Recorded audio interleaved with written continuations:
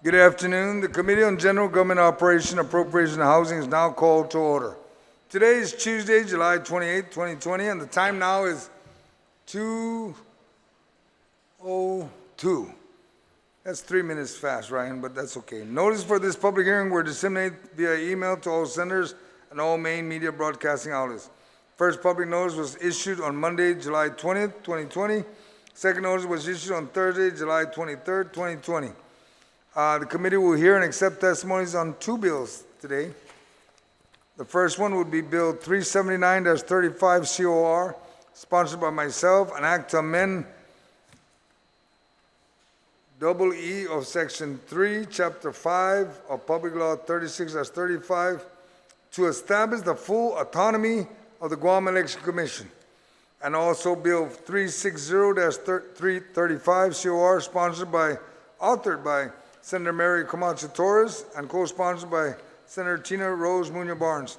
An act to amend Section 73108, 73109, 73110, 73111, Section 73112, 73113, 73116, 73121, 73123, 73133, 73153, 73154, and 73155 of Chapter 73, Title 5, Guam Code Annotated, relative to mandating a notice of arrival from all incoming vessel and aircraft to the Guam Custom and Quarantine Agency prior to arrival at Guam's port of entry, and to requiring the advanced presentation of manifest information to the Guam Customs and Quarantine Agency prior to arrival at Guam's port of entry, and to further establish penalties in violation of such requirements. Joining me today to hear those two bills are, to my immediate right is Senator Amanda Shelton. To my immediate left is Senator Mary Camacho Torres. In the second level would be the Minority Leader, Senator Tello Taitigui, joined by Senator Jim Moylan. The general rules for this public hearing. Those testifying on behalf of the bills will be recognized by myself. We have in the panel, we've invited on the first bill would be Ms. Maria Pangilinan. Written testimony shall be submitted to the committee. Please provide my legislative staff with your written testimony for photocopying. Testimony may be read, and lengthy testimony should be summarized to about 5 minutes, but we'll allow you a little bit more time. Testimony shall be confined to the substance. We're here to talk about Bill 379-35. Individuals will be allowed to present oral testimony. Once you're done, you may be asked to remain in the room for questions and for additional testimony as may be desired by members of the committee. Proper form and decorum shall be practiced by all present in the public hearing room for these proceedings. Individuals who fail to maintain proper form and decorum may be restricted from providing oral testimony and or may be asked to leave or be escorted, removed from the room. When you speak, please make sure the microphone is on, that you speak into the microphone. You will state your name and your title for the record. We will now begin to discuss Bill 379-35 COR, introduced by myself, an act to amend EE of Section 3, Chapter 5 of Public Law 36-35 to establish the full autonomy of the Guam Election Commission. And my colleagues, we have today Ms. Maria Pangilinan. Ma'am. A half a day, Mr. Chairman and Senators of Iminat 35 na Legislatura ng Guahan. Guahu si Maria Pangilinan, Tautawi Commission Election Guahan. The Election Commission fully supports Bill 379-35 in its entirety because it allows the GEC to exercise its authority as an autonomous and independent entity of the government of Guam. The GEC is the sole agency charged with administering the conduct of election for both local and federal public offices in Guam, and therefore, subjectivity to elective offices should be minimized. Guam law created the Guam Election Commission as an autonomous instrumentality and an independent commission of the government of Guam.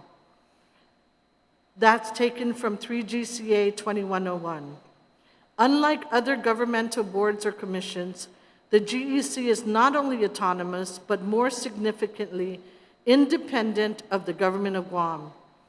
The GEC has direct and immediate supervision over the municipal and district officials designated by the laws of Guam to perform duties relative to the conduct of election, 3 GCA 2103A.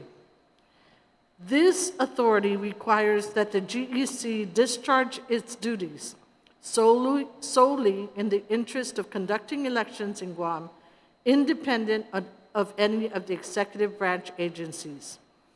For instance, while the majority of the government of Guam employees stayed home due to the COVID-19 stay-at-home orders issued by Imagahagan Guahan, the GEC, by mandate, continued to prepare for the 2020 election cycle. Additionally, the GEC executed a special election for the vacant office of the mayor of Zotnia held on May 30, 2020, under COVID-19 pandemic condition. The GEC guided this work in dire times where immediate decisions warranted independent oversight and authority. Bill 379-35 ultimately recognizes the GEC's autonomy and independence for this budget cycle, and the amendment to Public Law 3536 is warranted and welcomed by the GEC. The GEC further recommends that in future appropriation measures, that a new chapter entitled Elections be implemented similar to the chapters for the Office of the Attorney General, Office of the Public Auditor, and all other independent and autonomous agencies of the government of Guam. The GEC respectfully requests the inclusion of the following language to codify the authority in 3 GCA Section 2110, Annual Budgetary Appropriations. The Executive Director shall submit an annual fiscal year budget to the Guam Election Commission for review and approval no later than January 31st of each calendar year. B, the Guam Election Commission shall review and approve a fiscal year budget necessary to meet all of the GEC's statutory requirements and abide by all policies and procedures set forth in this title and its rules and regulations. C, the GEC's executive director shall submit the approved annual budget for each fiscal year no later than a date prescribed by the legislature in Guam, and shall include a detailed breakdown of the funding level necessary to meet all of its statutory requirements and abide by all policies and procedures set forth in its rules and regulations. D, the annual Guam Election Commission budgetary appropriations approved by the legislature in Guam and signed into law by the Governor of Guam shall be exempt from the Bureau of Budget Management Research, Office of the Governor of Guam, Budgetary Allotment Control, as generally provided in 1303 of Chapter 1, Title 5 of the Guam Code Annotated. The GEC may draw against their respective appropriations as needed to meet their obligations in accordance with the drawdown schedule that the GEC submits to the Director of Administration no later than October 31st of each fiscal year.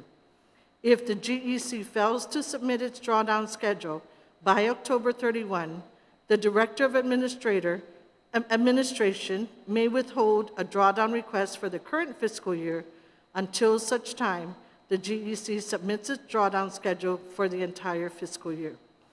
The Director of Administration shall not, for any reason, withhold any amount appropriated by the legislature in Guam to the Guam Election Commission.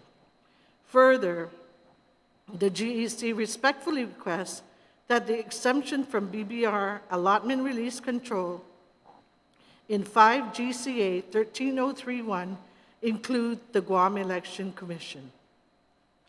Based on the current authority granted the GEC supports Bill 379-34 in its entirety because the proposed bill recognizes the autonomy and independence of the GEC.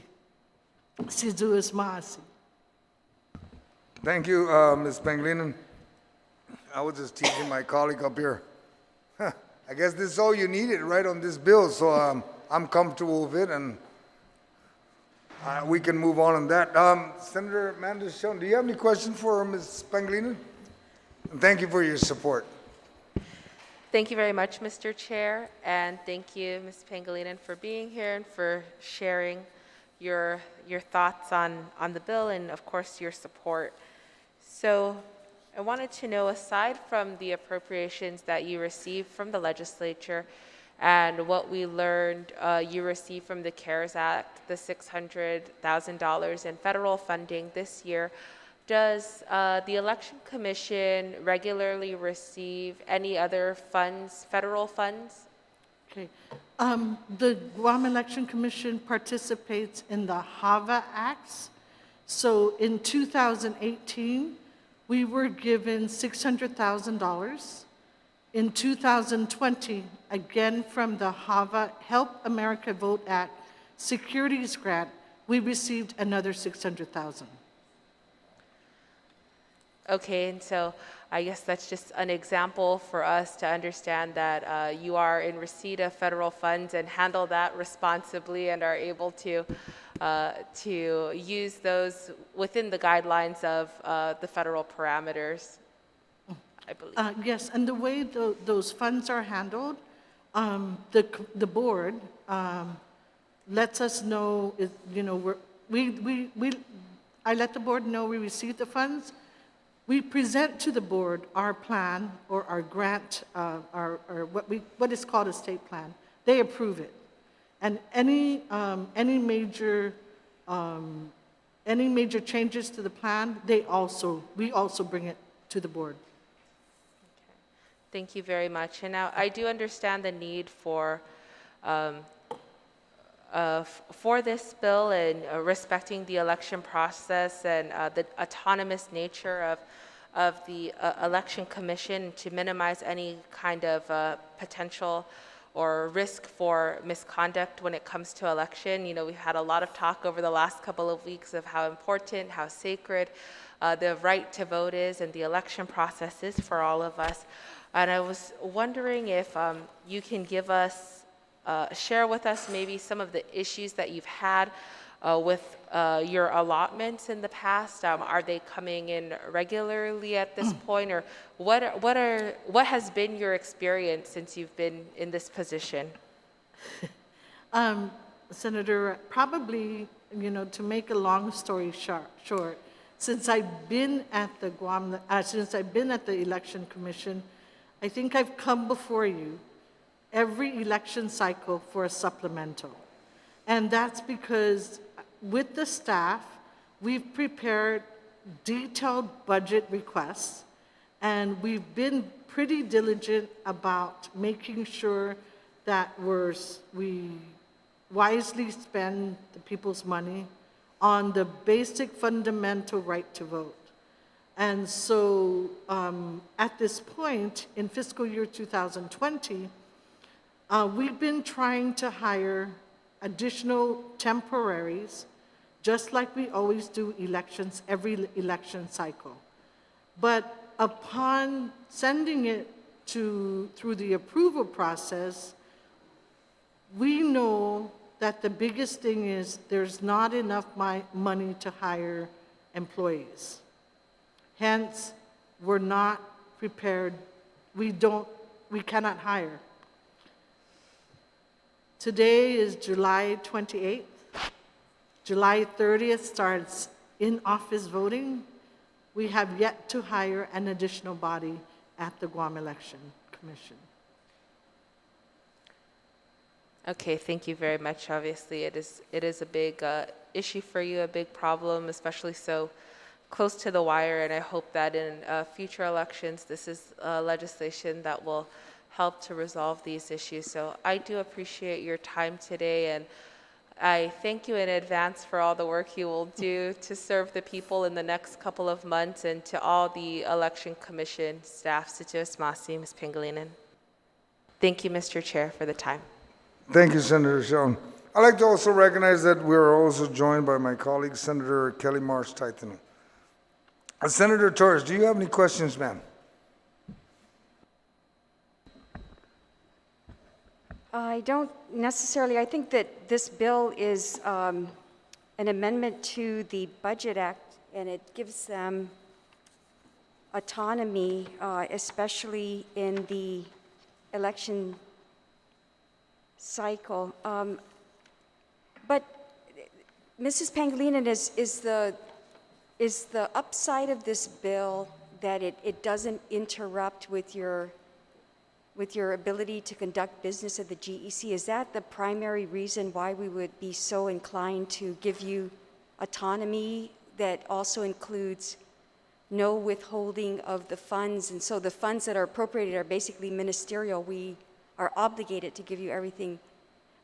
Is that in a basic sense what this bill is for, just to allow you to do what you need to do without justifying or asking for additional or deviating from an appropriation or a specific appropriation? I'm just trying to understand why this is so necessary. Yeah.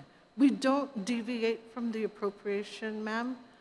What happens is after the money is appropriated in the budget law to the Guam Election Commission, how it's allotted through the budget categories may be different than what the Guam Election Commission needs to do to conduct the elections. So this would give you the latitude to address needs that are without having to come back and get or having to justify.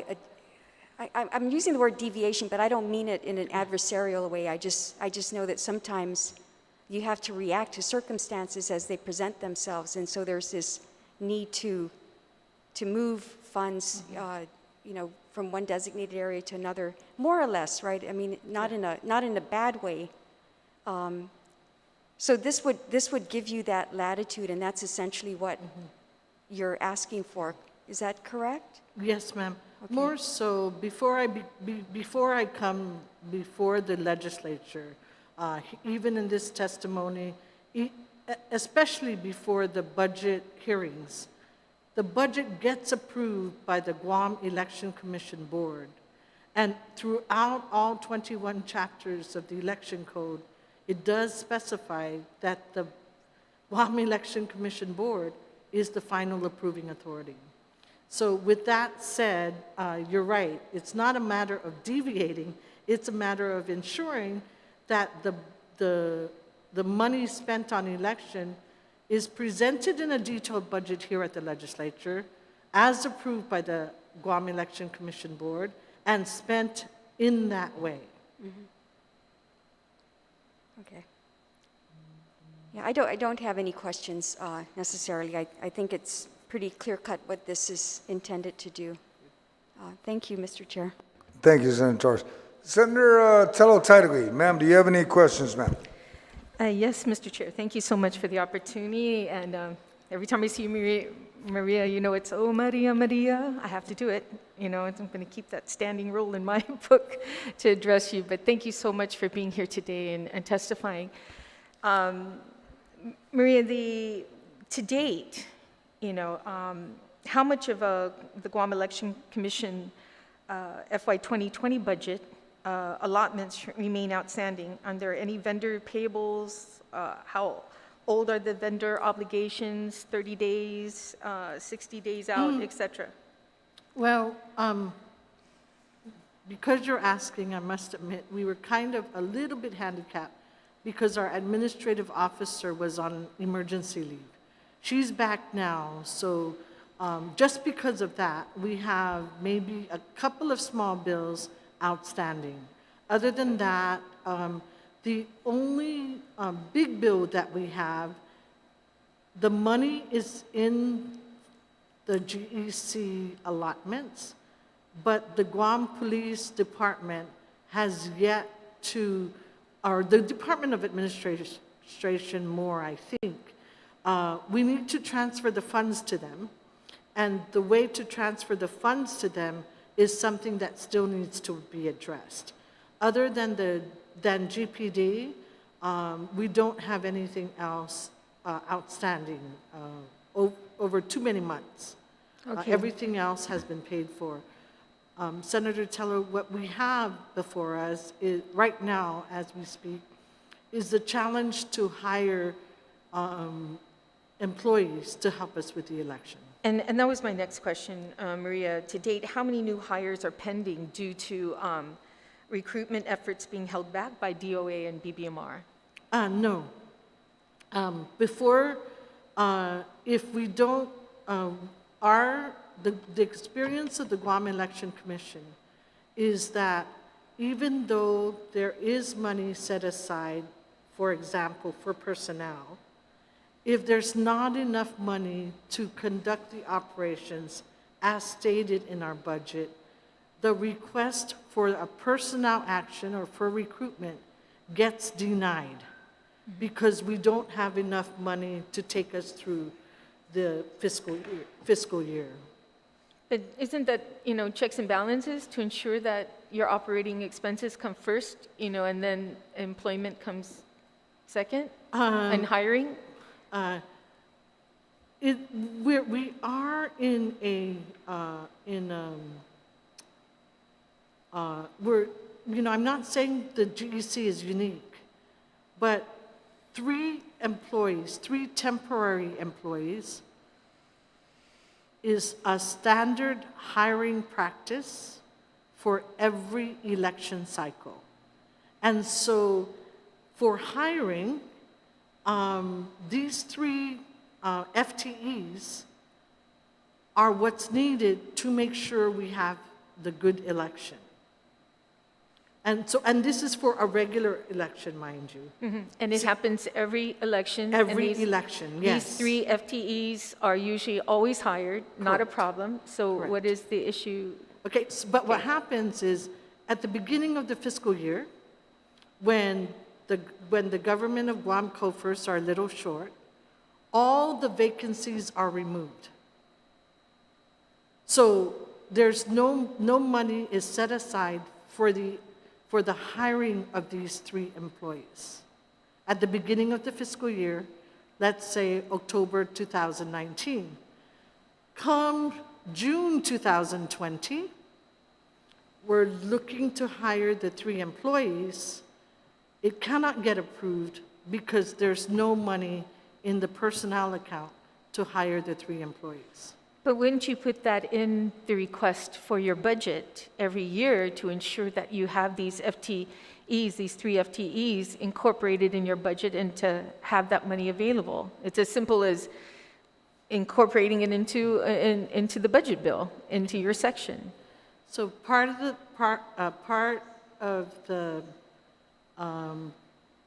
what we're doing as we speak is a forecast was prepared. Mm-hmm. When I look back at the allotment schedule that was approved by GEC, the allotment schedule did show enough money for personnel for the hiring of these three individuals.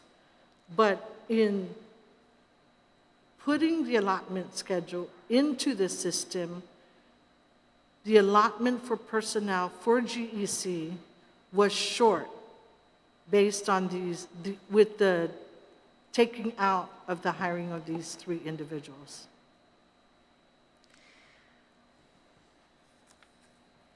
Okay. Based on this bill that was introduced by the Oversight Chair, is there any concern that the proposed amendment in Public Law 35-36 may be affected only during FY 2020, and that the amendment should instead be made to the Guam Code annotating enabling statute on 3 GCA Chapter 2? Hence, our request to include and codify it in 3 GCA Chapter That's- 2, okay. the second page of the testimony. Okay. In the report from BBMR, they submitted to us the concern, and I'm just going to, read this section here, that this particularly important in light of the current COVID-19 pandemic that our island is facing and the impact it's having on current and future revenue collections. Basically, what it was saying, actually I should read it at the beginning. BBMR, I don't think they're in support of this legislation. Additionally, the governor's transfer authority in Public Law 35-36 contain additional limits on sources from which the governor can transfer general fund appropriations from. Based on the foregoing, the Bureau is not in support of any measure that limits the authority in Title 5.3, Chapter 1, 1303. And I think this is in perspective of being able to adjust any, and as we're in a certain COVID pandemic scenario right now on putting any allotments, which this administration said that there's no issue with money this year for 2020. Maybe it's the following year, but the way this bill is written, it's only written for FY 2020 budget, to incorporate, and as I mentioned earlier. So if we codify it, the issue on BBMR releasing funding and automatically giving your agency that autonomy to take out no matter what the conditions of the fiscal, of Guam's fiscal climate is at that point, there could be an issue with this. I mean, that's the only thing I'm seeing so far. But it also mentions that in the BBMR that it should be noted that the following entities already exempt BBMR allotment control. And those are, DOE, University of Guam, Guam Community College, Mayor's Council of Guam, the legislature, the Judiciary, Public Defender Service, Office of Public Accountability, Office of Attorney General, Guam Memorial Hospital Authority, and the Guam Visitors Bureau. Relative to the general fund and special funds appropriation to these entities in Public Law 35-36, approximately $324,900,000 and $88.2 million from the general fund sources respectively are already exempt from the Bureau's allotment controls. That's quite a bit, that's almost half of what's generated on revenue. So I can see their concern, but I think the type of job that the Guam Election Commission does, it definitely should be separate and apart without any influence whatsoever. Whether whoever is in office, is something that needs to weigh out and consider in the circumstances. Maria, I still don't understand why the difficulty in hiring. I'm trying to figure that out when you put it in your budget bill to hire additional people, especially when you're going into an election year and you know exactly what you need, why these vacancies are blanked out or crossed out. I just still don't understand that. And maybe after this, I'll get with you, I'll call you, and you can kind of explain to me further with regards to that, to fully understand. But in the meantime, I appreciate again you being here and all you're doing right now to ensure that this primary is going to be a safe primary for our public to come out. Okay, thank you so much, Mr. Chair. Thank you. Senator Moylan, do you have any questions, sir? Thank you, Mr. Chairman. Thank you, Maria, for your presentation. I'm quite familiar with what we've been discussing here. I think we had some good conversation. Previously, we were working on something together as well.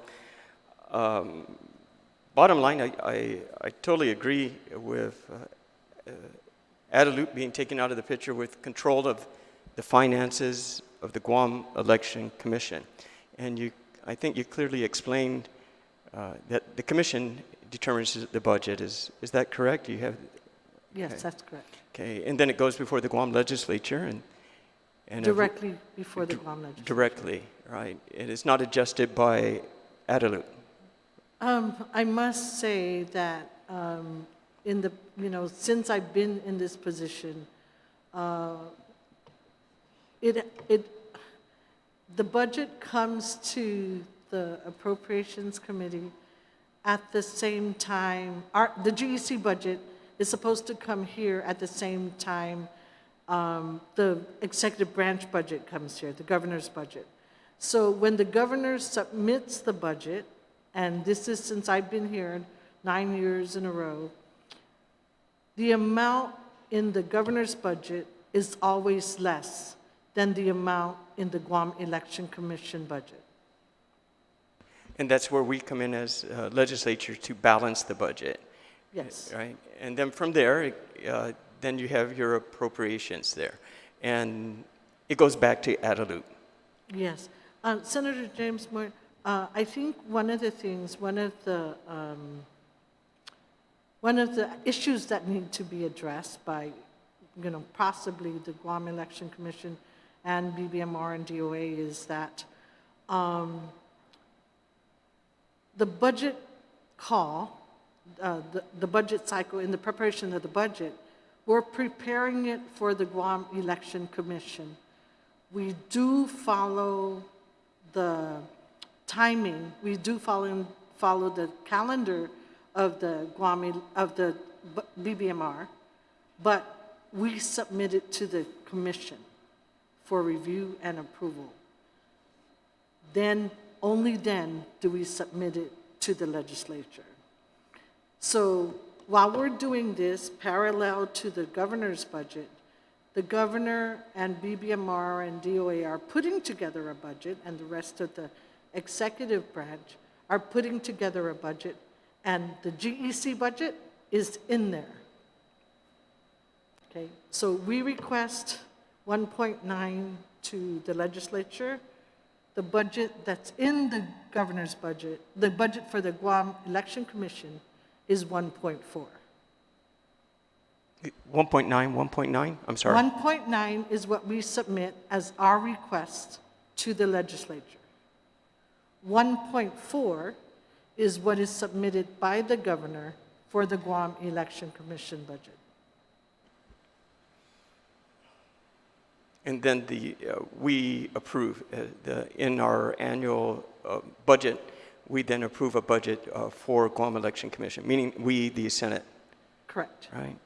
And then the money is handled by BBMR after that. And we just, I want to thank my colleague there for reading the statement from BBMR, basically saying, no, we still want to control the budget for Guam Election Commission. Yes. I think that's wrong, and we'll probably have to have a battle with that. I'm hoping our colleagues will agree and move this bill forward, because it shouldn't be that way. The legislature approves the budget, it's done, it goes to DOA, and then you use, through the commission, the funding that we need for the elections to happen, which we just went through a big vote on that just last emergency session. To be restricted any further by BBMR, whatever reasons they have, I don't think it's right. And if we're going to have a fair and just election, it should be. You shouldn't have to ask for that or fight for that. The money is there; it was appropriated. Let's use it appropriately. I'm behind you. But with those amendments, and that's my next question. We were discussing a similar measure, and we were fortunate enough to have it run by the Guam Election Commission and the board, and I believe these were exactly the same amendments that you did to our measure. So it looks really, really good, especially the timelines that you need and require for this budget to submit, because it's all about the budgeting process, which you clearly explained. So I'd like to ask the chairman to kind of review that measure that I introduced to him earlier, and I think we can just basically duplicate, since the attorney and the commission was in favor of this, and we can expedite it. And then I think you have a strong bill, and I'm hoping the committee can move this forward with some amendments and probably get a good first co-sponsor, Mr. Chairman. Thank you, Maria, and thank you, Mr. Chairman. You got it, Senator Jim. Senator Kelly Marks, do you have any questions, ma'am? Sutuus Maasi, Mr. Chair, and Sutuus Maasi to you, Executive Director Gehelu Marie Pangilinan, for coming here and providing this testimony. And I especially appreciated the testimony as it was written, especially showing that the Guam Election Commission, and yourself included, strive to be very conscientious. And it comes through very clearly. As you mentioned, having the 3 GCA and then the subsection so that it becomes a permanent amendment to the Guam Code annotated makes this a long-term solution, and that you yourselves have made sure that there is a proper process, that it will go through review and approval by the commission.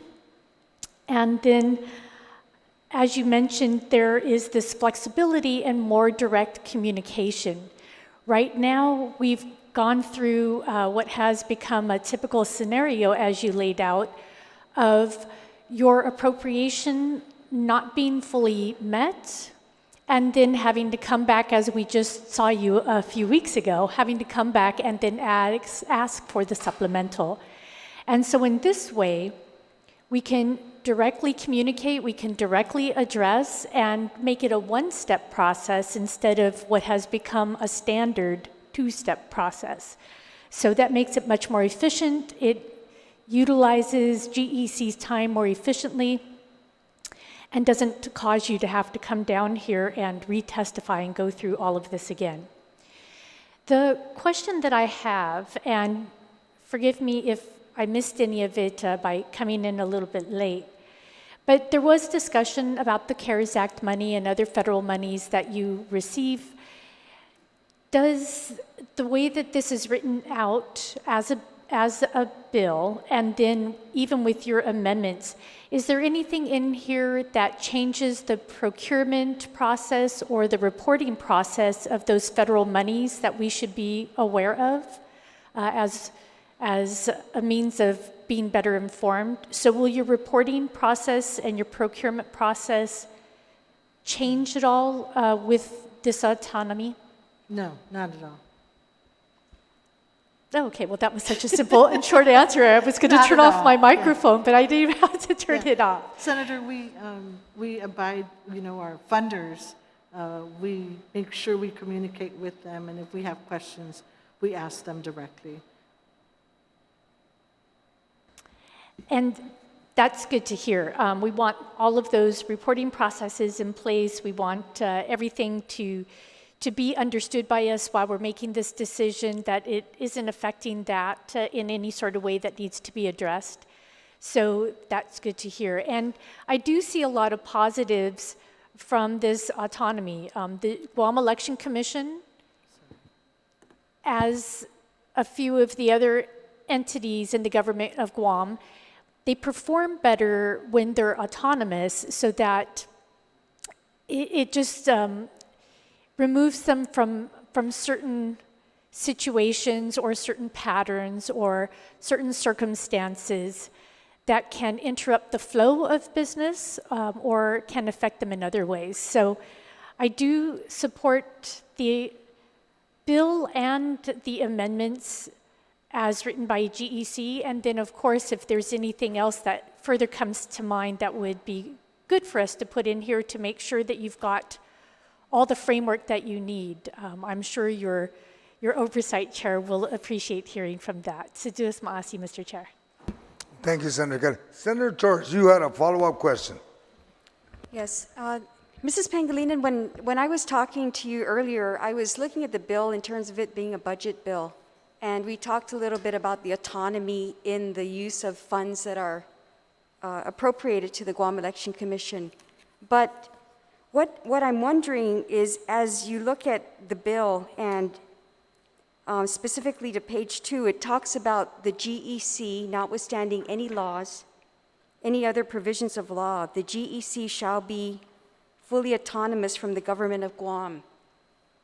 In reading that one line, full autonomy has a gamut of implications. You will, under full autonomy, you have procurement authority, perhaps. You have the authority to collect your own cash, monies, and deposit. You have your own HR division independent of the government of Guam, and you have your own accounting, basically for all the funds into the government of into the GEC. Do you also, when you support the bill, is that the consequence of having full authority?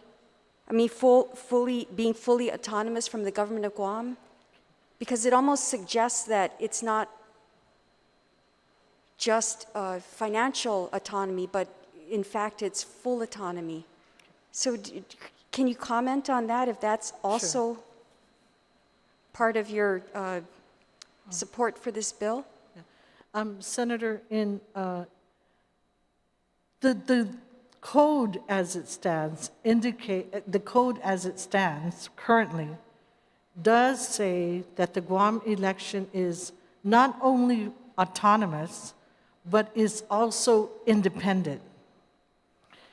The clincher and the what complicates the matter is, unlike the other autonomous agencies that generate income, inside the code, it also says that all the expenses of the Guam Election Commission must be paid for by general appropriation. So I believe the intent of the law, the full autonomy, is not to get people who are elected or those positions that get elected to minimize the interference with those positions. Hence, the commission will just make sure that the elections are fair and honest, and the check and balance would be the delivery of a very detailed budget to the legislature. Again, that's directly from code. So independent and autonomous in the code, I think that's I don't remember when that was put in the code, but it's been many, many years since then.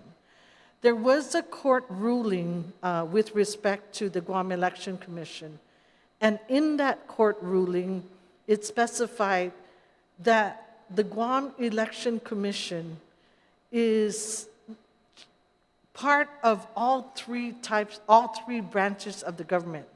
They do have legislative powers in that we can make our rules for the election. We have investigative powers in that if anything happens, the Guam Election Commission has subpoena powers. And then we have executive powers in that we do implement the Election Code of Guam. So the court ruling did specify that it doesn't fit really well in any of the three branches of government, but because it's more closely related to the executive branch, that is why the Guam Election Commission is part of the executive branch. I think that you demonstrate why, and that's what I think many of us were a little, I was confused at first when I saw it as an amendment to the budget bill, and I was trying to think of it within the context of that, but I think that it's a broader picture. And your comments and recommendations about codifying another section of the law or changing it and having it have the changes codified into law, I think is more the angle that I believe the chairman also realizes now that we have to pursue. Because you're right, and when I first glanced at it, I thought about, just a very narrow picture of because it was attached to a budget bill within the confines of budgeting and finances and the use of appropriations. But I think that there is a bigger picture to this that needs to be rectified in terms of the autonomy, the independence, and the actual functions of GEC. But in terms of the procurement, accounting, and the collection of cash, that is also an area that will need to be more clearly defined in terms of your autonomy. Is that correct?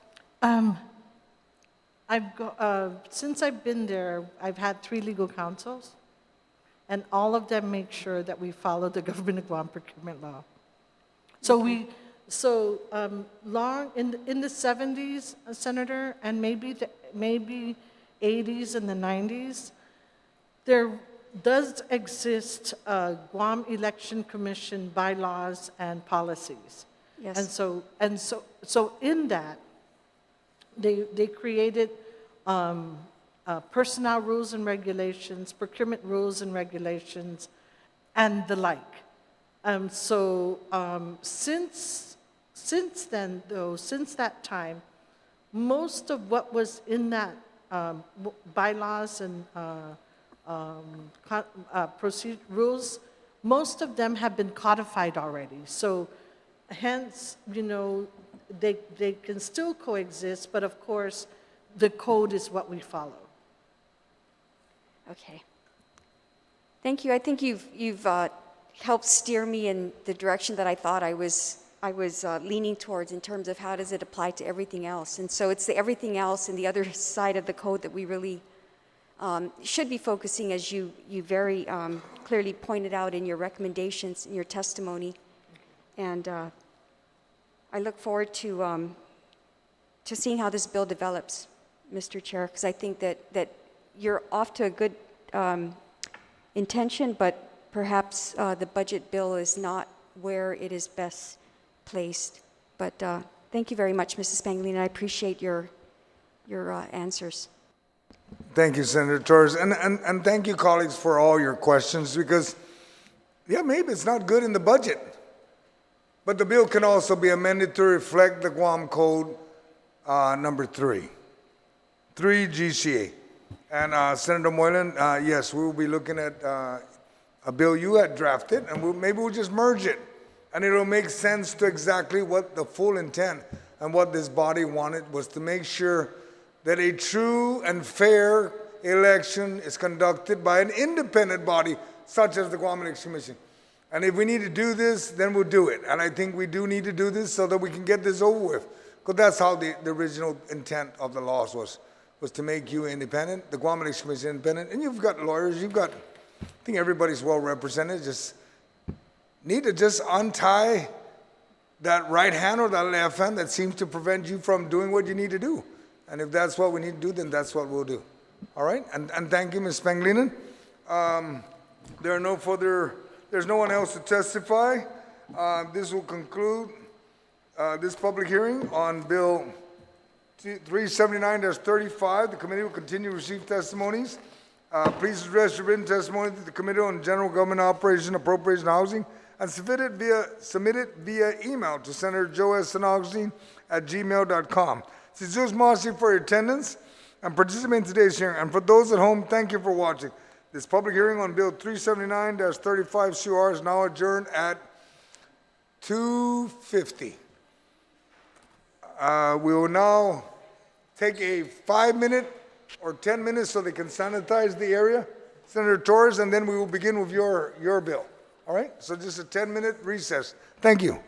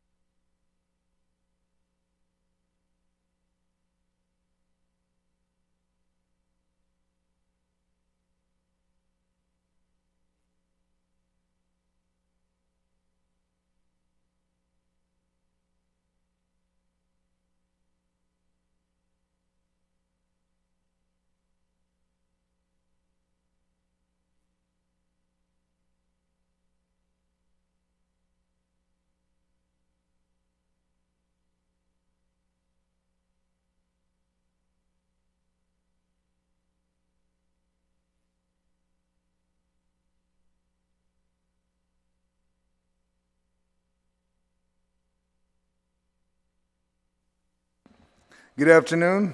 We will now proceed to Bill 360-35, COR, introduced by Senator Mary Camacho Torres and co-sponsored by Speaker Tina Rose Munoz Barnes. It's a long title, so I'm going to leave that alone for Senator Torres to do that. But I'd like to acknowledge the senators my colleagues that are still with me. We have now the Speaker, Senator Tina Rose Munoz Barnes, and Senator Torres, the author of the bill. We still have Senator Tello Taitagui, Senator Jim Moylan, and Senator Kelly Marsh Taitano.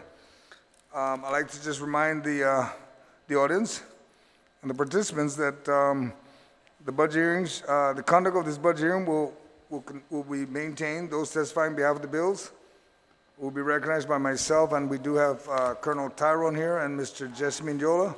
And we also have another John Rick Mindiola outside that would testify next. Written testimony shall be submitted to the committee.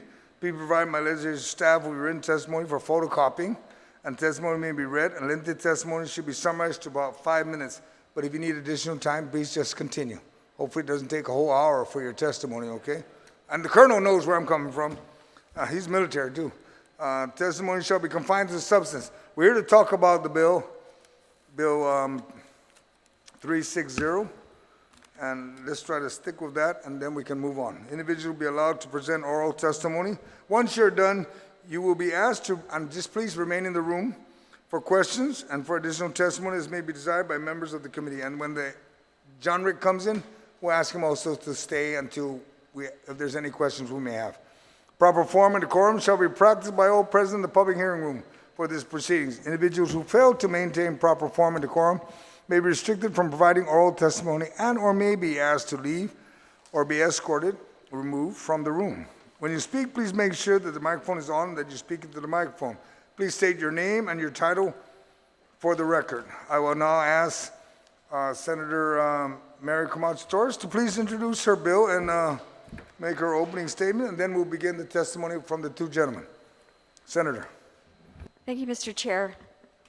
Bill number 360-35 is an act to amend Chapter 73 of Title V Guam Code Annotated, relative to mandating a notice of arrival from all incoming vessels and aircraft to the Guam Customs and Quarantine Agency prior to arrival at Guam's ports of entry, and to requiring the advanced presentation of manifest information to the Guam Customs and Quarantine Agency prior to arrival at Guam ports of entry, and to further establishing penalties in violation of such requirements.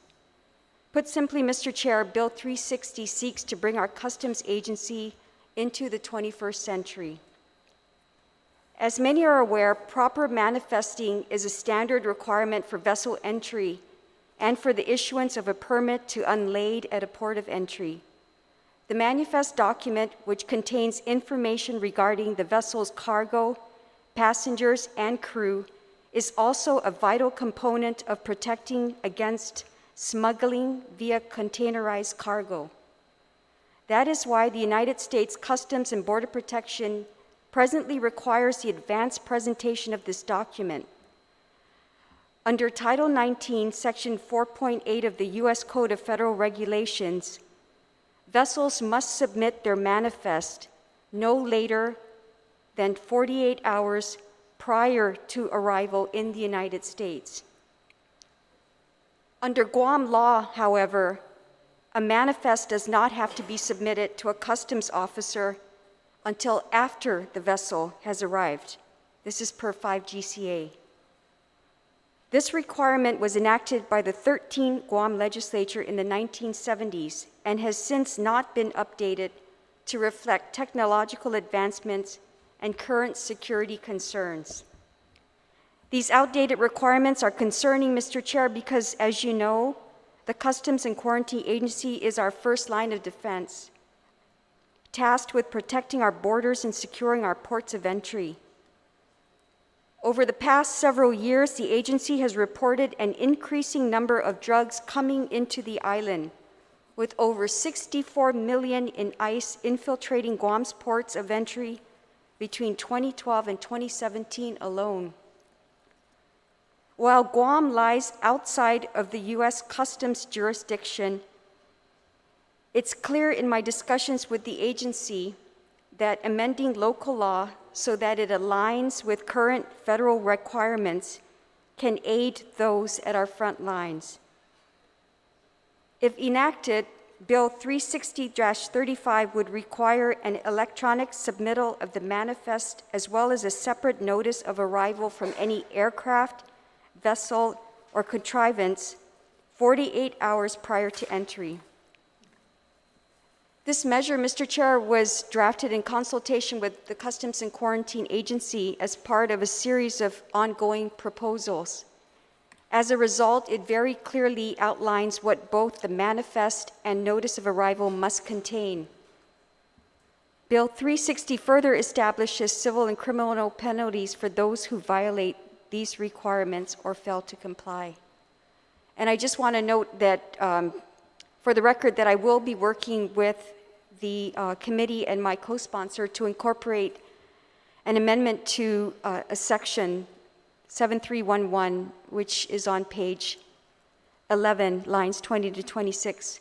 And the reason is I will be including other islands that are well within a 48-hour distance from Guam as being exempt from this prior notice. The need to expand this list was determined following a meeting with one of our stakeholders, so I note that my intent is to make this change following the hearing. Thank you, Mr. Chair, and I welcome your testimony and thank you very much for being here. Thank you, Senator Torres. Now I'll ask the panel, Colonel Tyrone and Mr. Jesse Mendiola, to please begin your testimony. I don't know who's going to be first. I see a colonel, but I'm not too sure your rank, so I'm going to leave it alone at that. Gentlemen? Good afternoon, Chairman San Agustin and honorable senators. I wanted to pay proper respect to this body by being present for this important customs matter. Oh, and we're going to make sure the mic's closer to you. I'm just like karaoke. I'm like Jesse. Yes. Good afternoon, Chairman San Agustin and honorable senators. I wanted to pay proper respect to this body by being present for this important customs matter. In my short tenure as the Customs Director, I've become aware of the complex nature of the Customs missions and safeguarding our borders. As the Director for the Fusion Center, I'm aware of the importance of accurate information. For that reason, I would defer to the subject matter expert, Acting Chief Philip Tyrone, and Customs Officer 3, John Rick Mendiola. Thank you for the opportunity to testify. Sir. Good afternoon, honorable senators and members of the committee on general operations, appropriations, and housing. I'm the acting chief of the Customs and Quarantine Agency, Colonel Philip Tyrone Jr. I will be providing testimony on Bill 360-35. And as our honorable chairman has requested, I'll try to keep it short, less than 1 hour. Just a joke, sir. Bill 360-35 seeks to modernize a critical component of customs legislation. Manifests serve to provide the customs agency information about passengers, crew, and cargo aboard aircraft vessels, and other devices of transport. Clear and transparent customs requirements and processes aid the elimination of unnecessary trade impediments. One of Customs' key initiatives is the continuous modernization of our legislation and processes to support Guam's government and business leaders as they grow our economy for a better future. Bill 360-35 touches on clearance requirements, clear definitions for merchandise, entry, collector, and other key factors related to customs clearance procedures. Aside from a few adjustments I will cover shortly, the Customs Agency supports this legislation and requests this legislative body's support in the passage of this bill, as well as the incorporation of the concerns of our stakeholders who will provide testimony and input today through various means. So I wanted to bring you to certain areas of the current legislation. As the acting chief, I only had an opportunity to start critiquing the actual language of the final draft. I participated in the initial draft and in much of the discussion leading to the product that we see today. However, I've been in the Customs Agency for 32 years, and as a long-time career customs officers, I realize the importance of making sure that these processes that we put together support our business community. And there are some areas in here, as our team sat and discussed it, that didn't make sense. Some of it even relates to what good Senator Mary Torres was talking about, like the time frame from travel between islands. And so a copy of this, of our concerns and comments will be forwarded to all your offices. And I just wanted to start off by referring you to page 4 and line 14 and making a change or recommending that a change be made to the last sentence of line 14 leading to line 16. So it should read, we recommend that it read, notwithstanding the prior notice requirement, vessels or aircraft arriving under the above circumstances shall require clearance as mandated herein. The initial language is misleading, and so we'd like for it to be a little bit more general and give more allowance. And then in our regulations or in our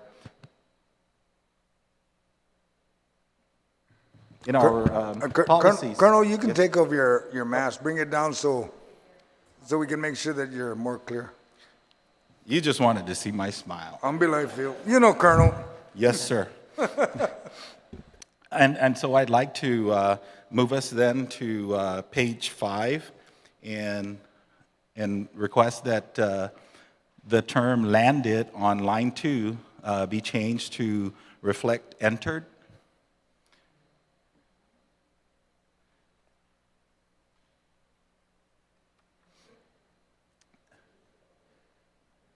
Colonel, you said entered, right? Instead Yes. of landed, in other words, once it hits ground, Right. it's entered. It's not just landed. That's correct. And that's Okay. just to become more consistent with industry terms and then also terms that are contained within the legislation. Do you have a copy of all the recommended changes? So that I want to make sure that the author has it. So Yes, that, I actually offered to supply that to all of you, but the kind ladies up front had asked me to send it after the hearing. But I have one for you. okay, I have a staff here that will make the additional copies, and then we can get it out to everybody so that we can follow along what you're referring to, and then it'll be a lot easier for everybody, and then we can. Yes, Mr. Chairman. Discuss it. Would you like me to pause for?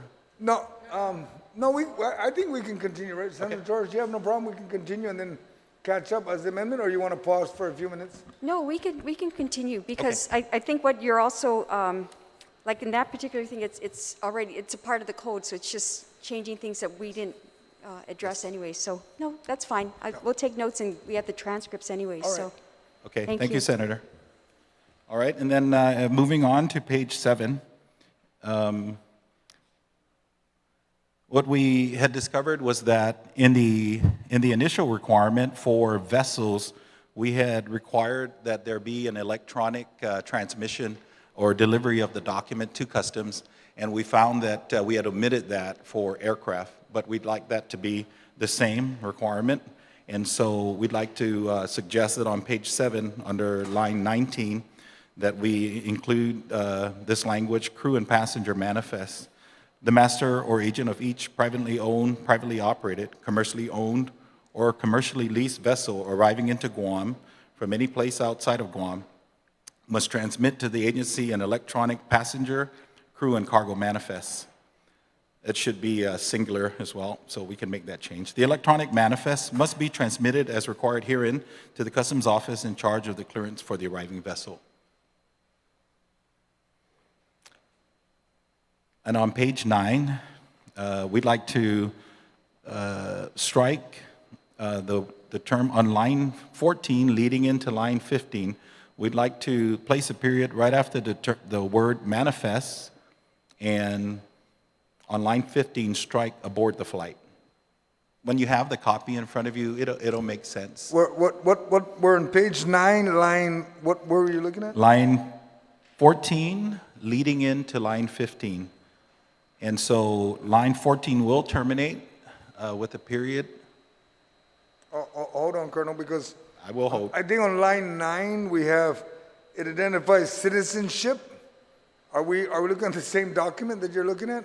Are you on page 9, Senator? Yes, sir. Okay, so potentially, we are not looking at the same document. Right.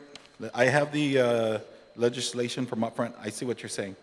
The manner in which it was copied is not identical. Okay. The version that I'm reading off of was supplied to us from one of the senator's staff, so Okay. Joe, do you have a copy of the bill and, no, of our current bill, and we can provide the colonel? So they can have it right next to him, and then he's gonna just like match it up, and then we're consistent, and we just flow. I actually have one, so I will do that, Oh, you Senator. do? Yes. Oh, okay. I just want to make sure that we're flowing because page 9, line 14, it says citizenship, and the next one is country of residence. And coincidentally, the electronic manifest is there also on page 9. Okay, good. So now that I'm tracking, if we go to page 9 as well, but we will be on page 9 for your document, line 4. And then when you get to line 7, transitioning into line 8, we're recommending that line 7 terminate with a period, and that on line 8, we strike abort the flight. When you terminate on line 7, must transmit to the agency, period? Or which part did you want it to put a period? Above it, line 7, right? Right, line 7, it starts out with on line 6, from any place outside of Guam must transmit to the agency an electronic passenger crew and cargo manifestation aboard the Yes. flight. So after the word manifest, we'd like to terminate the sentence there with a period. Okay, Yes. period there on line 7, and then Strike line 8, aboard the flight. just those 3 words, aboard the flight. Yes, Senator. Oh, okay. So would manifest be plural? Manifest should be plural. Thank you. Thank you. All right, and as we're moving on, I'd like to go back to that, Speaker. That's important. It should be singular because the language is referring to the master or agent of each privately owned or privately operated aircraft. And so they would present a singular, right, passenger manifest and crew manifest. So you wouldn't supply multiple passenger and crew manifest for a lone flight. It'd be the same. It'd just be a So manifest. it would be manifest Yes. without the F? Specific to that flight. Yes, Yes. okay. So it would be manifest period above the flight, delete aboard the flight. Well, it would end at, yes, ma'am. Yeah. Okay, and then moving on to further along in the same sentence, line 8, we are requesting to strike by regulation. Okay. you're on line 8, the Yes. electronic manifest, where are you at on striking, what were you going to strike? Yes, on line 8, and at the end of the sentence, the electronic manifest must be transmitted as required, and we wish to strike, or recommend to strike by regulation, and insert, the electronic manifest must be transmitted as required herein to the Customs Office in charge of the clearance for the arriving aircraft. You want to put a period after as required or a comma? Electronic Period. manifest must be transmitted as required Period. to your period, and then you're following it up with to the customs, you're breaking the sentence, which No, sir. actually breaks the intent. No, sir. Okay, The electronic, it should read, if we're on the same sheet, right? Right. And following, or tracking the same language, the electronic manifest must be transmitted as required herein, statute, to the Customs Office in charge of the clearance for the arriving aircraft. okay, I can follow along, not a problem. Okay. Thank you. Anything else? Yes.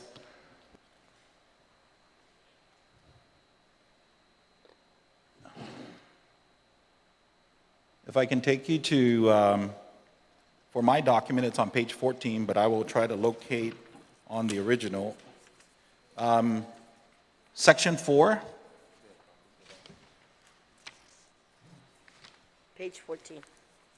14 on your document, and on the official document that we're reviewing would be page 14. I think we're fine. Yep, it appears that the document is very similar, so please, if you'd like to guide me, I'd like to know which document you want me to continue with. Okay, on page 14, it's the same, lost, it's still consistent. You want the owner of any strike or added? I'm looking at your document, I'm Okay, looking at the yes. Dame document. Okay, all right, so what we're requesting is that instead of the sentence on line 10, starting with any imported merchandise, we'd like to strike the A as the start of the sentence, and I recommend the owner of any imported merchandise is Okay. the language we're recommending. That inclusion you're asking for, Colonel, is on page 14 of the official or our document, is on line 7. Correct. Okay, so we just follow that, with using line 7, merging yours with ours, okay? Yes.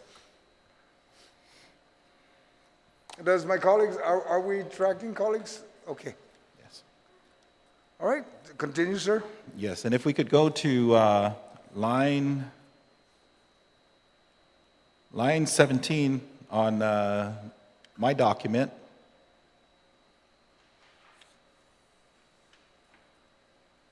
We're looking to include on line 17, between the words flat rate and fee, the term storage.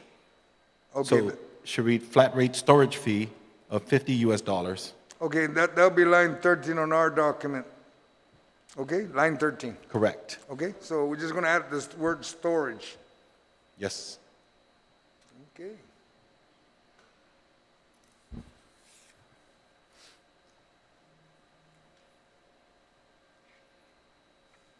And then moving along,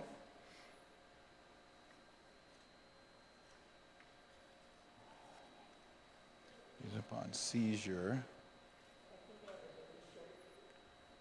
upon seizure, Yes, and then we're looking to add to the, to end that sentence at the word seizure.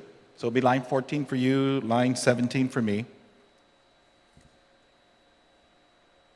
And include, this flat rate shall remain in place until such time the Director of Customs promulgates a fee schedule for storage, liens, or sale of said subsection.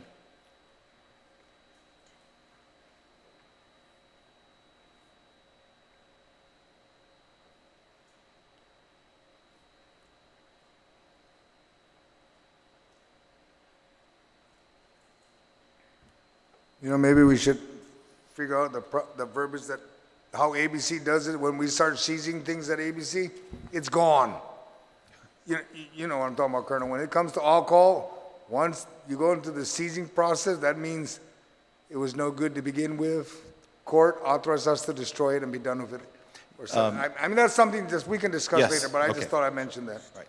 Anyway, moving along, sir. Yes. Okay, and if I could bring you to page 15,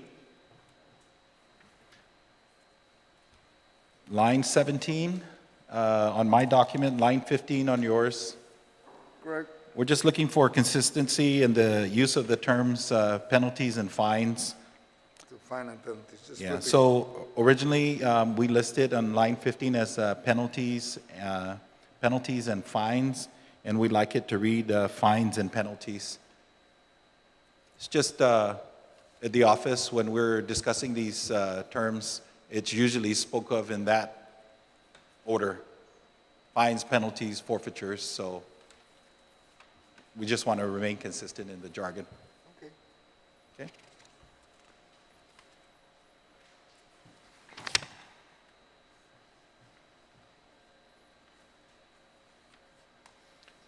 I want to make sure I didn't miss the most important one. Well, not the most important, but just as important. There's a section here which talks about the aircraft manifest in a 24-hour, there you go. If I could bring us back to page 4. Our document or yours? It'd be both. Okay. Yeah, we're right now we did not pen in a language change, but as we sat with our leadership and our senior management team, we were concerned about the period of time that we're looking for here. We're asking for a 24-hour prior to arrival for an aircraft, and even the flight from Honolulu is at worst 8 hours. And so we don't see ourselves requiring a manifest 24 hours out. So what we'd like to propose is for the senator's office to consider a 30 minutes upon the departure of the flight that the manifest be transmitted to customs as opposed to the 24-hour that we're 30 listing. minutes when it departs their point of origin. That's what you're saying, Their right? port of debarkation or their port of departure. Their departure. Yes. Which is from, if you're coming to Guam, your point of origin is from where you departed. We Yes, got to get sir. in 30 Yes, minutes, sir. right? Yes, Okay, I sir. just want to make sure, okay. Yes. So where would you make the change? In other words, instead of 24 hours, you're asking for 30 minutes Yes. upon departure.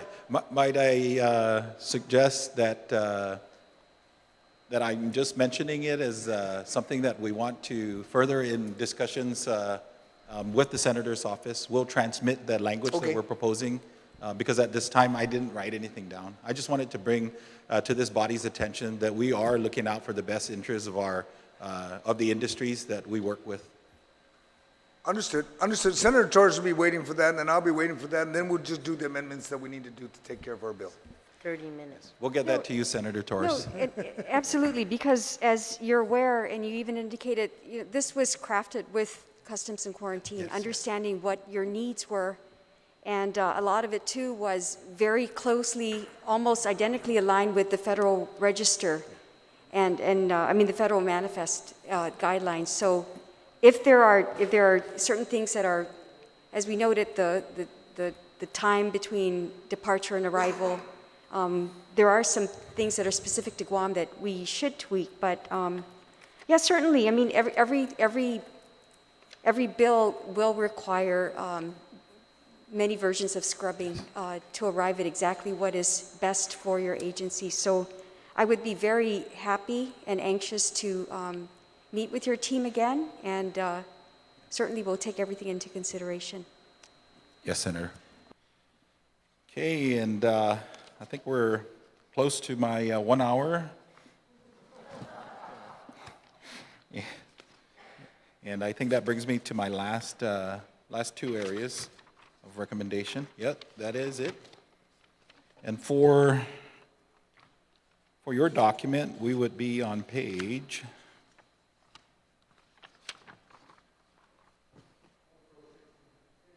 Yes, okay, also 16. And so what we're looking to, line 15, yeah. And so it changes, what we're looking at is at the end of the term, on your document, it'll be the term annotated, right? So we're down on line, kind of on letter B, civil penalty. And what we'd like to, is to change the language on line 13, right, from in your document to read, we'd like the comma to remain, and then it would read is liable. Okay, so we're not making a change to this.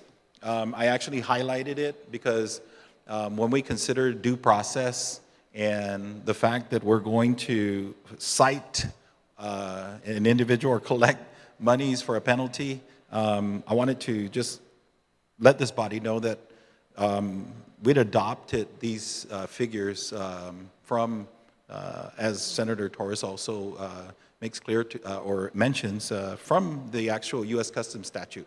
So we just mirrored the fines that they also would impose, and I just wanted to bring that up to you. Okay. And your last one is now on page 17, Colonel. Correct.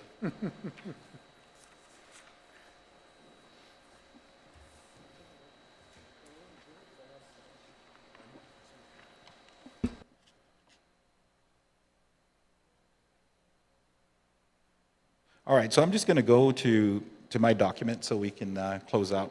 Under line 8, what we'd like to do is strike the term importer or consignee.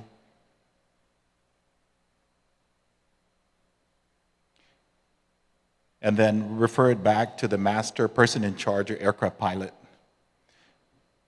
And this is in regards to the additional civil penalty for any merchandise that is found on board that is not entered on the manifest.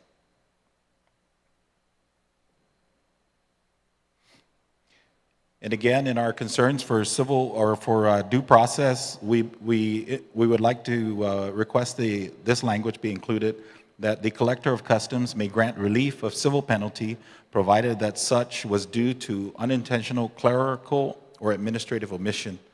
The master, person in charge, or aircraft pilot has the burden of proving by clear and convincing evidence of the unintentional omission.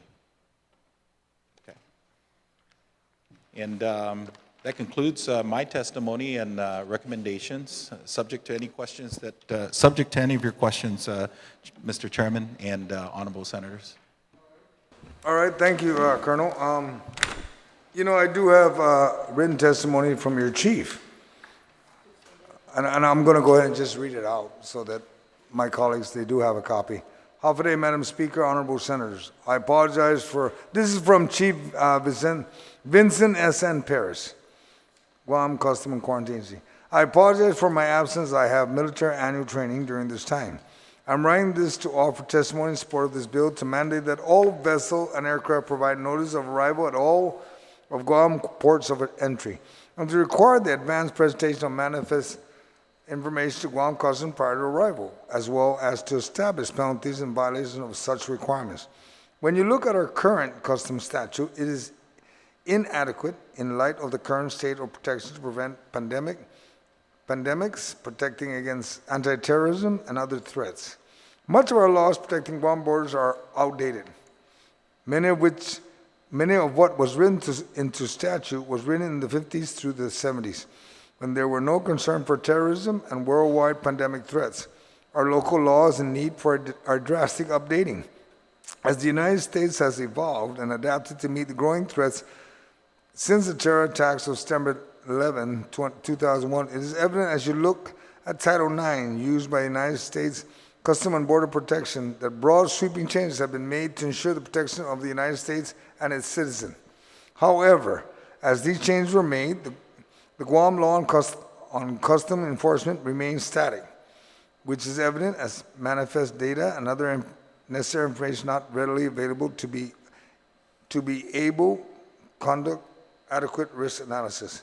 Many of the amendments that are proposed are based on Title 19, which have proven successful in providing timely information, intelligence, and necessary data for proper risk analysis to add another layer of protection against narcotics, terrorism, threats to our environment, and pandemic threats. Furthermore, there's an apparent absence of penalties for boarding any vessel without being authorized by customs. We are not looking at recreating the wheel. We're simply looking at incorporating what has been successful, what laws exist, which meets this specific need. It can be found in these amendments. This would ensure a standardized requirement is already currently in use by the mainland United States. All the large shipping companies and airlines are complying with this requirement in the mainland, and would be of little effort to adapt and ensure compliance on Guam. These amendments and other improvements to legislation would go a long way towards solidly articulating Guam's authority at the ports of entry on our island's border and protection of our people, our resources, and the interests of the United States.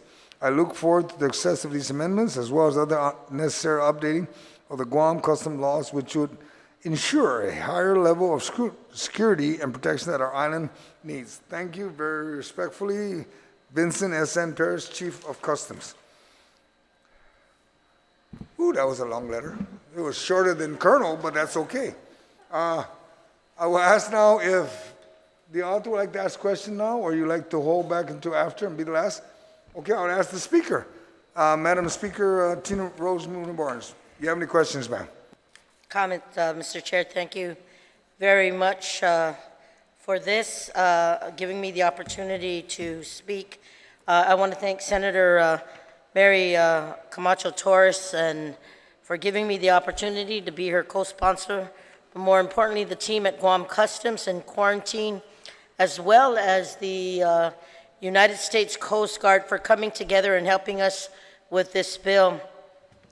Mr. Chair, I want to say that Senator Torres, based on her expertise from her service at the port, has been very innovative in changing a decades-old policy to bring our statute up to par, and by changing these rules, we can also allow for our federal and local partners to step up their capabilities in keeping our islands safe from drugs and other illegal substances.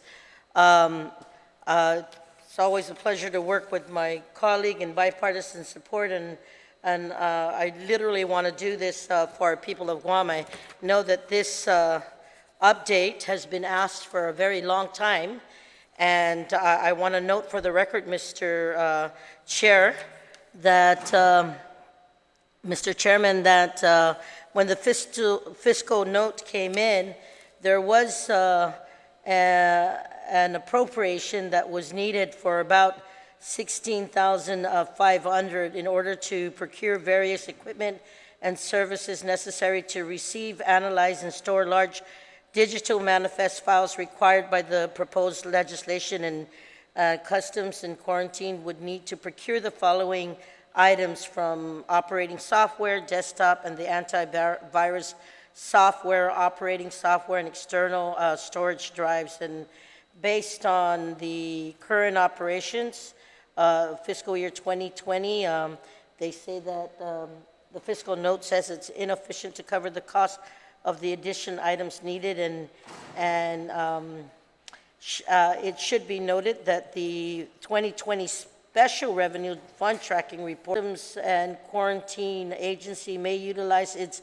asset forfeiture fund to procure the aforementioned items needed to support the proposed legislation, and it's also noteworthy that the revenues generated through the penalties will help offset the Customs and Quarantine Agency's operational needs. Like I said, Mr. Chair, that this amount is literally small compared to the funds that they would be receiving through their efforts in making sure that nothing goes through our borders that hasn't been cleared, and this is one way of doing that. And Mr. Chair, I just want to thank the good sponsor for giving me the opportunity to be a part of her co-sponsorship.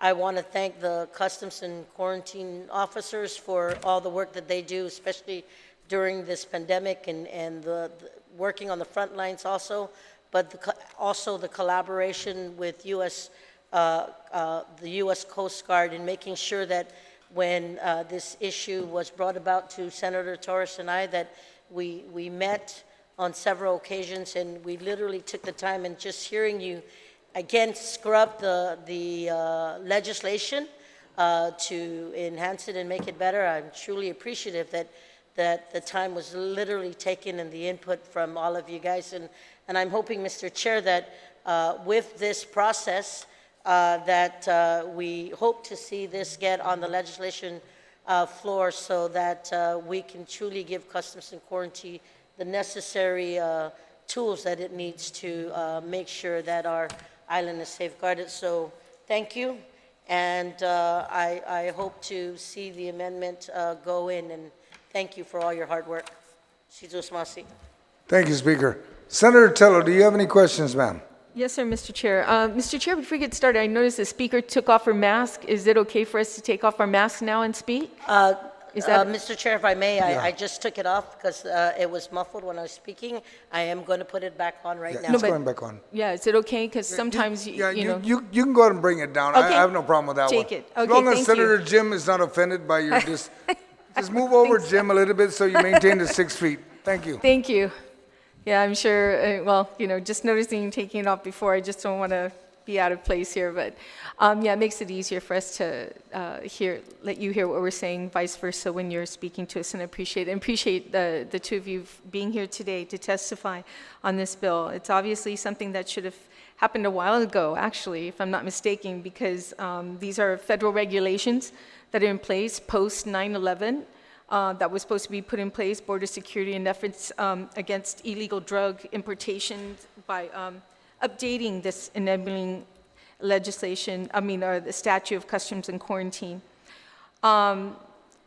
which, I have a question with regards to this. If the physical note BBMR states that is approximately, okay, let me say it again.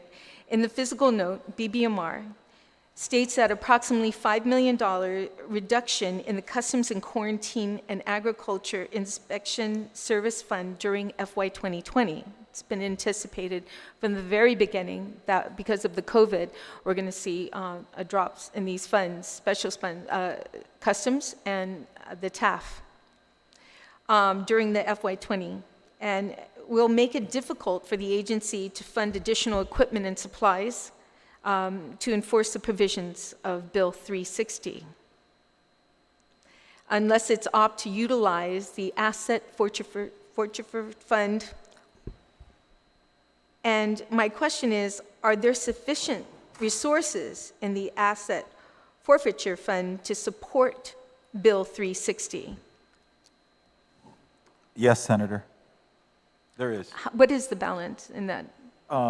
Just in my last review, I think that we are well over 300 some odd dollars, 300,000 some odd dollars in monies or in asset forfeiture that is intended to come our way. Okay, that's good to hear. So we can move through. The federal regulation cited in Bill 360 was established since 2002. So is there any reason why the enabling statute of the Customs and Quarantine Agency of Guam hasn't been updated in the past 18 years to reflect the federal requirements? Senator, I think that in the transitions from the varying administrations, it has always been one of the intentions of past directors and past chiefs to modernize our legislation. There have just been different circumstances that have prevented us from producing the language. I can tell you that back in 1999, my task from then Director John Kanata was to redo all of the customs statutes. And so when this task was given to us, I had already had the language that we had modified to be able to move forward with this. I had also transmitted back in some time ago when the late Senator Angel Santos was senator of this esteemed body, and I had shared with him the enormous document that it would take to modernize our legislation. So attempts have been made, tangible and actual physical, and the will of the politics of our island, I guess, is something that I'm just going to attribute the fact that we never got around to it. Okay. Well, thank you for that honest response, and appreciate it. And I appreciate to Mr. Tyrant for all your effort toward this area, and I hope that it comes to fruition, the need for this legislation, which I definitely support. And I'm glad you addressed that one scenario with regards to the time on the manifest, 24 hours, because Saipan, Saipan's less than 30 minutes. Yes. So from the time they leave, to provide that, maybe there's something, stipulation in there for Saipan, that, requires them to, as soon as the plane leaves, to get that 30 minutes in, and provide it. But again, I thank you, and just for the record, I'm curious, who is your oversight chair for Customs and Quarantine? Senator Pito Terlahi. And is there any reason why that this legislative hearing for this bill is not under his oversight? I don't have the response to that, Senator. Okay. Senator Tello, yes. With all due respect, I'm the oversight on appropriation. It came to the right oversight, and I think it will further ado. If you have no other question, we'll move to Senator Moylan. No, I just stated my last question. All right, thank you. Thank you, Mr. Chair. Senator Jim.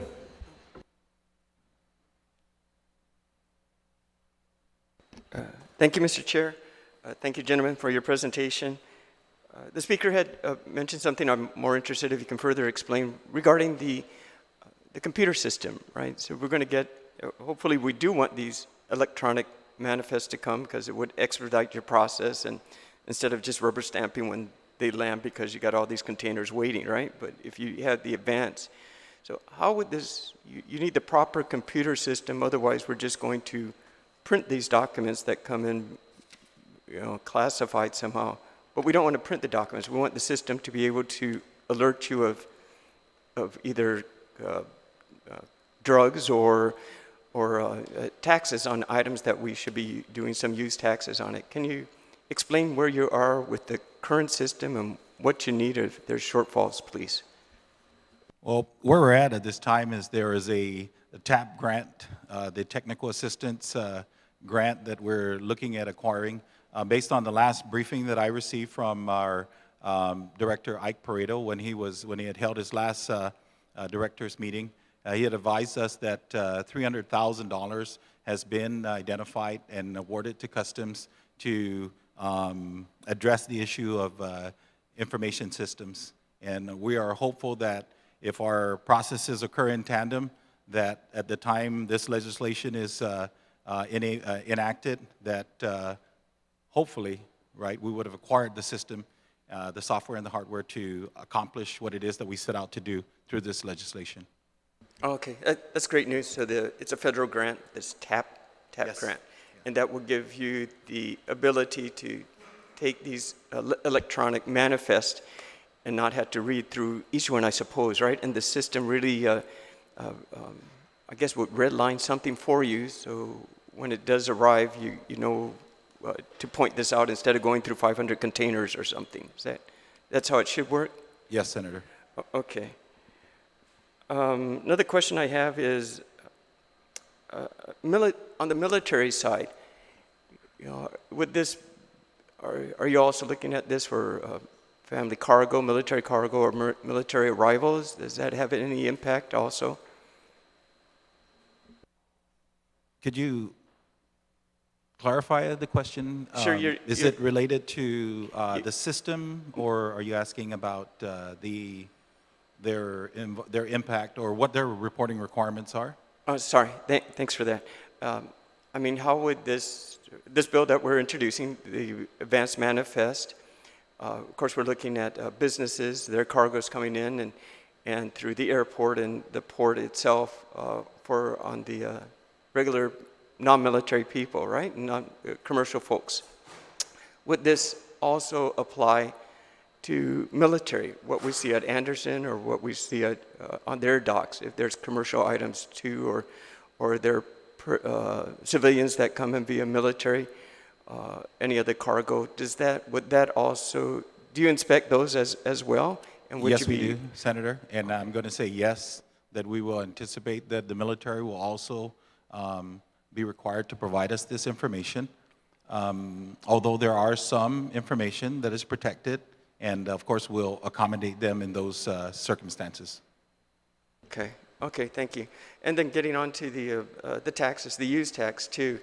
I'm wondering if this system, will Department of Revenue and Taxation have the ability to provide you further information of ABC Company, and I'm bringing in container 974, and you can verify that ABC Company, I have a current business license, or is there a way you can determine if I'm up to date, I'm a legit business, or is there any cooperation with Customs and DRT? There is constant and ongoing conversations about the use tax and the systems that we require to keep all that information updated. And as it stands today, we do not have an information system that's able to accomplish what it was you just described. However, it is our intention that potentially with the acquisition of the $300,000, right, for the So the $300,000 is intended to allow us to produce the specifications for an RFP, and then funding will have to be sought after that so that we can acquire that system. So I just need to make that correction in my initial statement, or my previous statement. But yes, our agency has attended the Oceania. In fact, we've actually sponsored, if not twice, 3 times, the Oceania Customs Organization. And in those meetings or in our conferences, much discussion is put to customs agencies in our region and the smaller island nations also acquiring customs information management systems that can perform exactly what it is that you're talking about. Some of the systems that we've been introduced to is Asacuda. And in fact, it was, I think, part of the discussion when the OCO, the Oceania Customs Organization, had come to Guam. So information systems are vital to the work that we have to do. The use tax is part of the information that we need to, that we engage the business community with, and even our people. And so, yes, the system will need to incorporate that somehow. There are different platforms that are available through Asacuda, and the systems developers will be the ones that will come on island if we decide that that's the system that we're going to adopt. And they will come, and it's a long process. They will come in, take a look at what our processes are, and design the platforms to be able to accommodate that. And we've asked that question before about use tax, and it is something that they can incorporate into a system, at least when we get into the process of system development. Okay, I'm looking forward to that. Yeah, the OPA has identified that our use tax is really under-collected, and I'm glad you're looking at doing that, especially with our economic situation.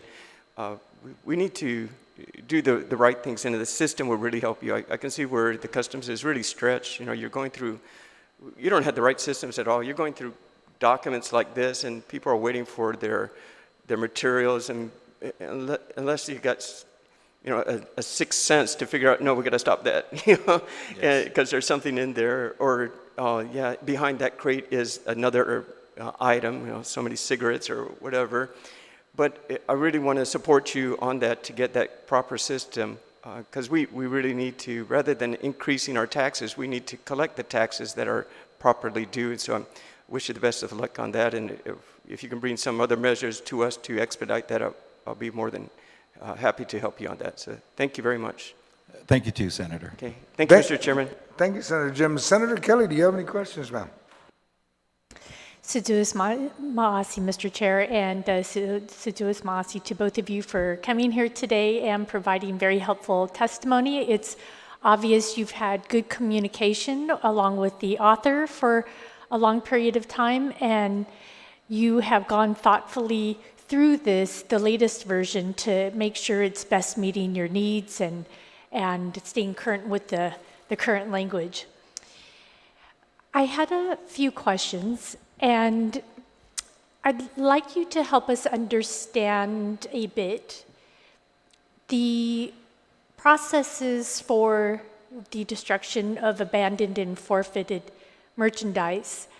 So I do like that in this updated legislation that it says that importers of abandoned or forfeited merchandise set for destruction shall be liable and billed for the full cost of the destruction.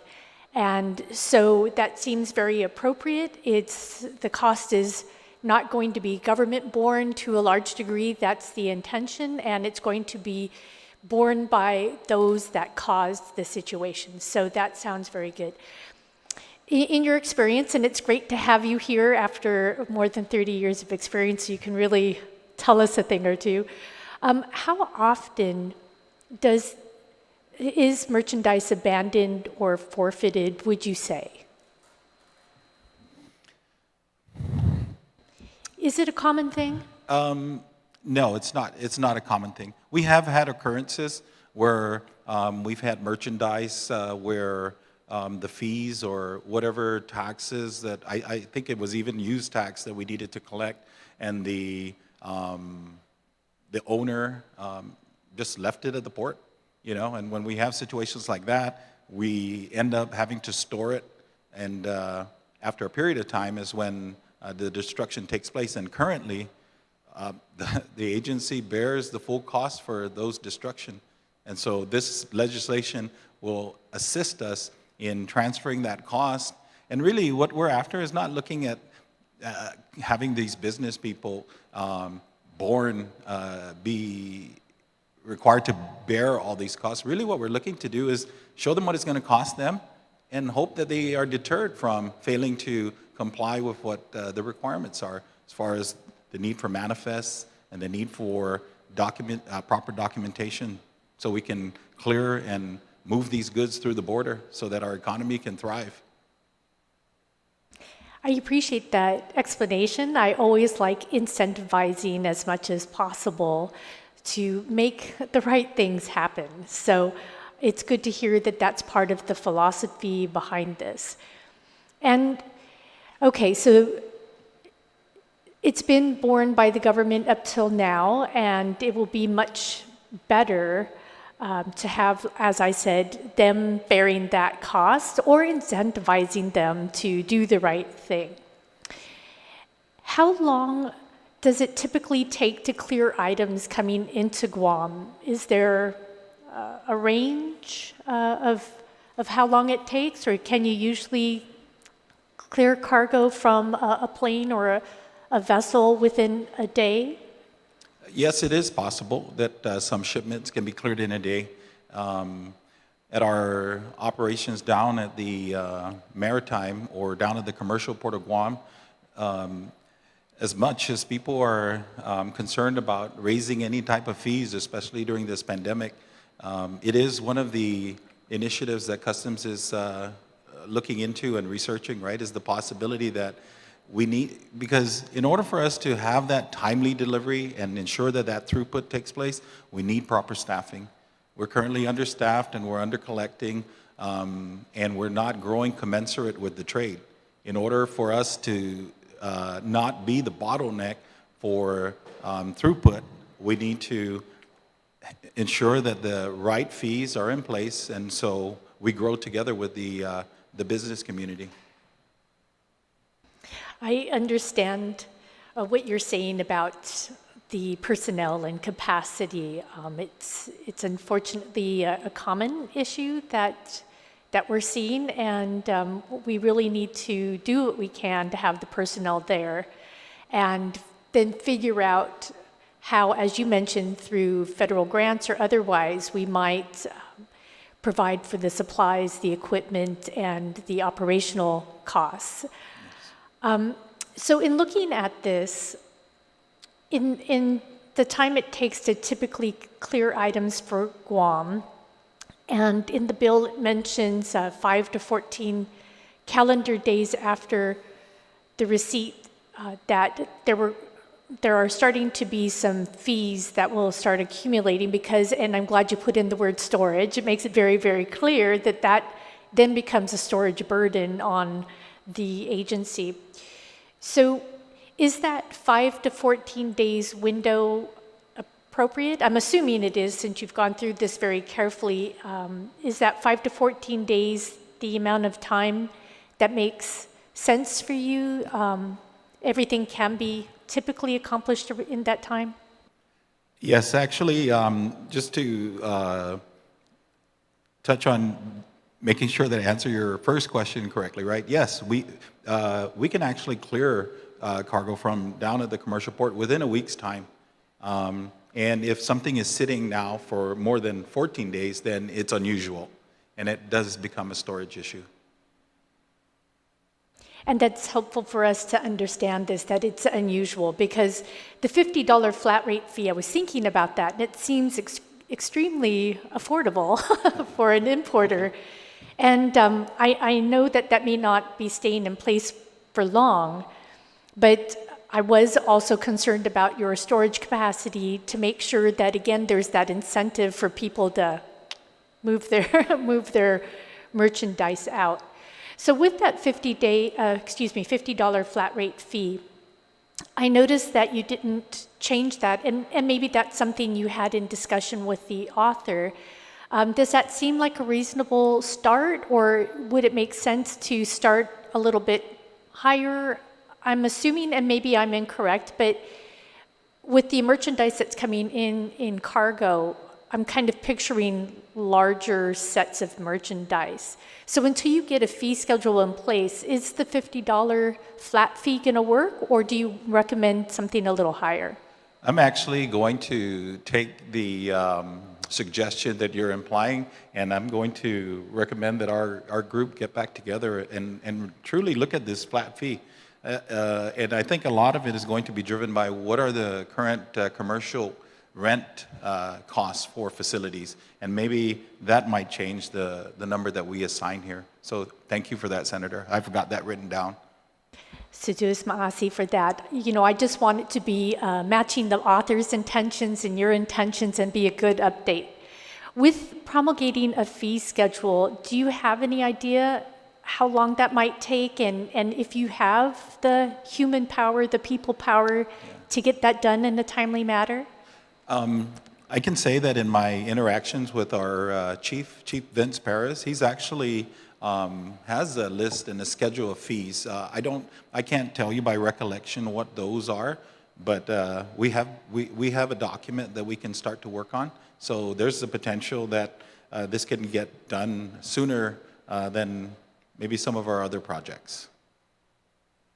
Gulf Maulig, we all want it to be a good update and to fit your needs as much as possible. And I was very pleased to hear your explanation about the penalties. What are the current penalties?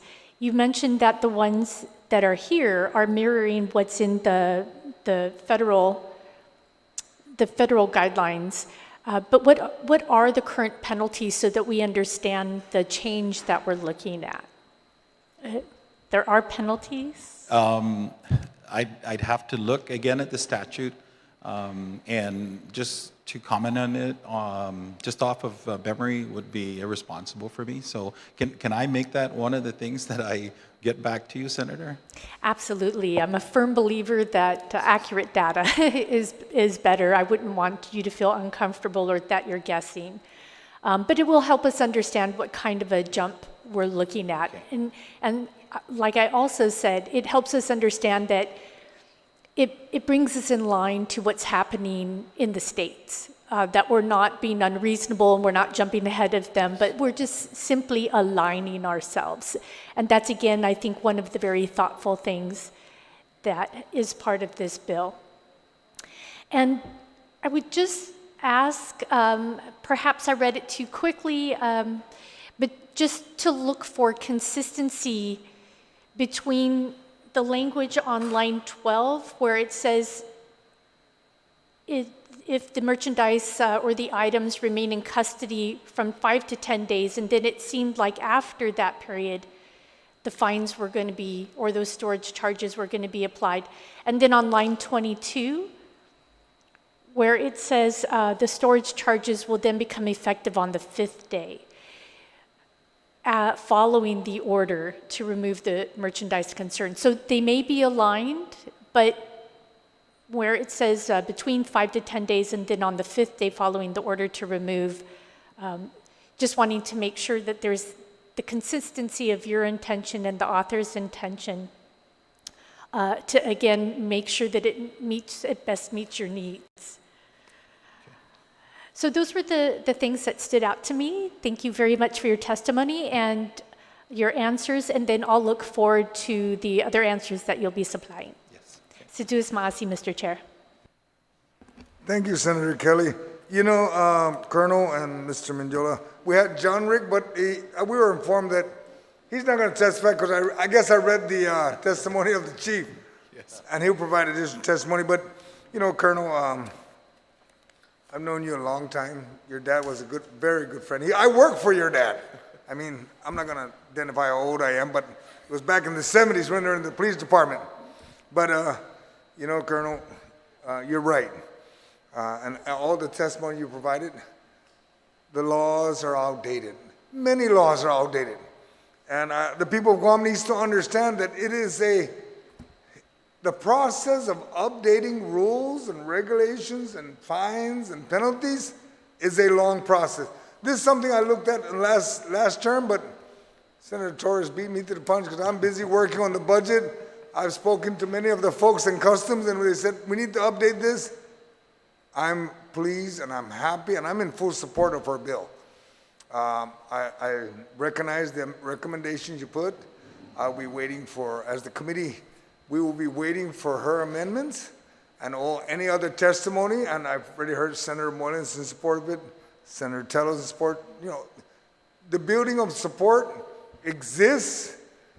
Once we get it, we'll submit it and we'll provide it back and we'll get it on the floor so we can go to vote. We can go to vote to determine that we need to update. We need to not make excuses for not updating what we need to do to protect the people of Guam and anybody coming to Guam. You know, you're going, when you leave Guam, you go to TSA. If you need to come to Guam, you go to Customs. Bottom line, you're the front line.